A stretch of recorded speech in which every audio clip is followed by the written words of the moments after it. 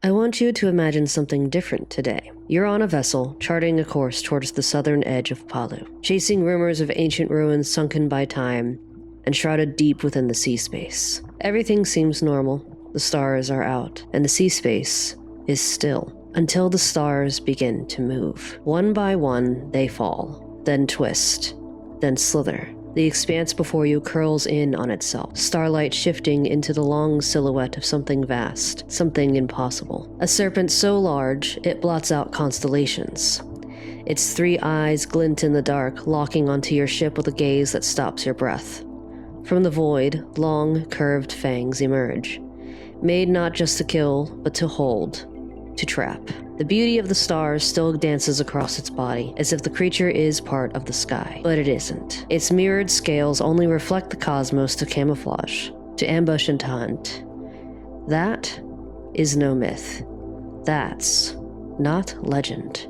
That is a Sagon. Welcome back to World Building Wednesdays, friends. Today we're diving into the lore of the Sagons, ancient sentient leviathans whose presence in Palu is as breathtaking as it is terrifying. These massive sentient creatures have shaped everything from Naraski trade routes to entire religions, and depending on who you ask, they're either protectors of balance or destroyers of worlds. So let's break this down. What are Sagons? Sagons are ancient, powerful beings whose physiology and size may vary widely depending on their environment and subspecies. You'll find different types across Palu, but when Mao refer to the Sagons, they're usually talking about one kind in particular: the Leviathans. Massive creatures who dwell deep within the sea space. These are the beings that drift between stars, curl through sunken ruins, and vanish into the darker corners of coastlines. Some live in isolation, and others have claimed entire regions as their own. The most infamous of these is Naruk. A towering presence within the haunted region of Shahrazad, Naruk is known not just for his size and fury, but for his sharp intelligence. He is the reason many ships avoid Shahrazad entirely, and those who enter rarely return. Sagons aren't just giant beasts. Many, especially the Leviathans, are highly intelligent, some even capable of communication that rivals or surpasses the Mao and the Grimalkin.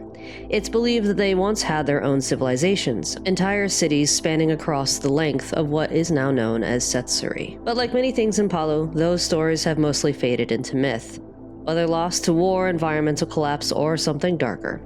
No one knows for sure.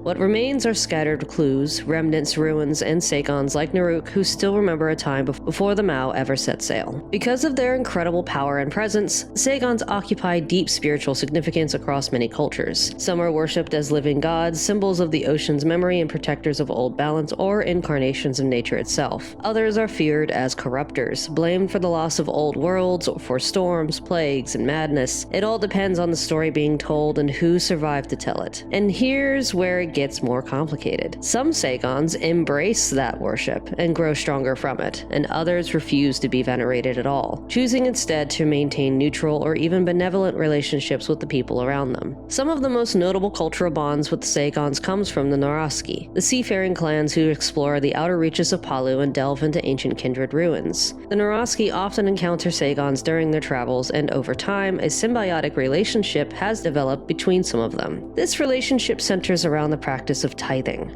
Tithing is the act of offering something of value to a Sagon, often, like large sea creatures, rare resources, or objects that the Sagon has requested. The purpose is to gain access to the regions they protect, especially ancient ruins, rich hunting territory, or safe passages through hostile areas. For some Naraski families, it's a sacred act, a kind of worship or pact of gratitude. For others, it's a trade agreement. You give something and then you get something. But not all Sagons accept tithes. When a tithe is rejected, some Sagons, like Naruk, are unpredictable. There are times when even a carefully prepared tithe is rejected, and when that happens, the consequences can be devastating. There are stories of entire worlds, which are also known as massive Naraski trade stations, being targeted and wiped from the map after a failed offering. Sagons who unleash this kind of fury are known as world eaters. They don't just sink ships, they erase entire ports, punish lineages, and leave behind warnings for anyone who dares to take from from their domain without proper respect. Even with all of this known, so much about the Sagons is still shrouded in mystery. What happened to their old civilizations? Why do some crave worship while others retreat into silence? What would happen if one day these Sagons stopped cooperating? Let's just say that many hope that the tithes are enough. Thanks for joining me on this deep dive into the Leviathans of Palu. If you enjoyed these lore drops and want to be a part of the weird and wonderful world of starfish lovers, don't forget that you can always support the series on Patreon. But in the meantime, I will see you all in the next World Building Wednesday, and I hope that you have a good day. Make room, break the mold, and keep going.